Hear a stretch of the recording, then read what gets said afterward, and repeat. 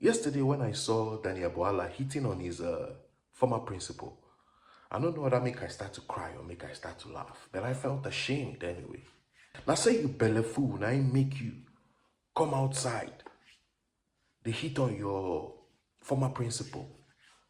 Right now, Daniel Bwala feels he's on top of the world. He feels he's untouchable. He feels, man, right now he's rolling. He's on top of the political echelon. Forget say single out article. Man, he held, in short, he held the entire member of the coalition. They dragged them like I passed my neighbor generator. And he did sweet time. He didn't even laugh. Before I give now the ghost bars when he give in Oga, make I first remind him of the early days when he left APC for PDP.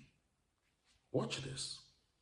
When I joined PDP and I said I was not going to attack his character, it got to a point when people were even thinking, how can you change your party and say you will not attack the character of Asiwaju? But I said that because I am an African.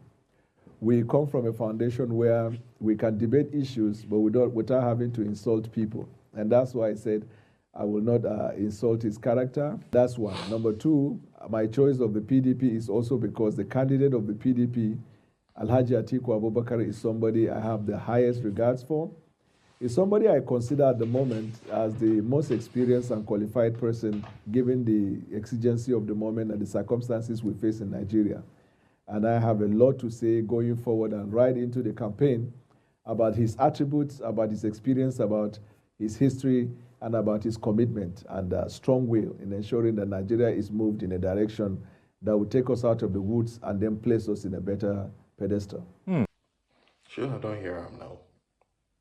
Maybe for here, he never belle fool. They never feed him well. He said he couldn't attack the character of Asiwaju. That's Tinubu, Bola Tinubu. He can't attack his character. Because why? He's African. He get respect. He get respect for elders. Then what has changed? You know be African again? Oh, because they don't fly you go Brazil. They don't fly you go France. You don't see yourself like say your skin don't change, Abi. You don't see yourself like Uyibo. You know be African again.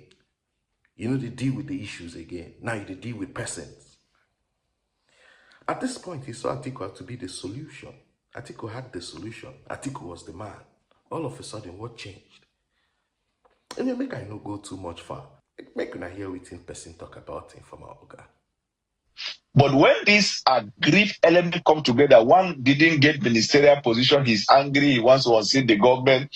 The other one failed in the election last time, and the Labour Party became fragmented, and he's desperately looking for relevance in power because, of course, every election cycle they make money. You have that element. There is another one who was defeated in the primaries, never supported the president in the campaign. He too has been angry. Then there is another one, my former principal, who believes that he's going to win. And in all honesty, I have expressed my opinion that it may never have been in destiny. I mean, destiny by God for him to become a president in Nigeria because he has done everything he needs to do to be president, and he did not win the presidency. And 2023 was the biggest opportunity that my former principal, Alhaji Atiku Abubakar, had. He would never have that kind of privilege again. So, and look at Asiwaju, for example. Have you seen him for one day talking about them? He's focused on governance. If even the body language we have in the villa is to remain focused on governance issue and not be distracted by the opposition. They are spent politicians. Right. They don't have ideas. They don't have the vision for the future. Now, Tinubu must stay very careful. You must be careful. If person feed you informal guy like this, to do you na small thing, I just make the next person feed down, pass within you feed down. He go do you back. All he needs is food.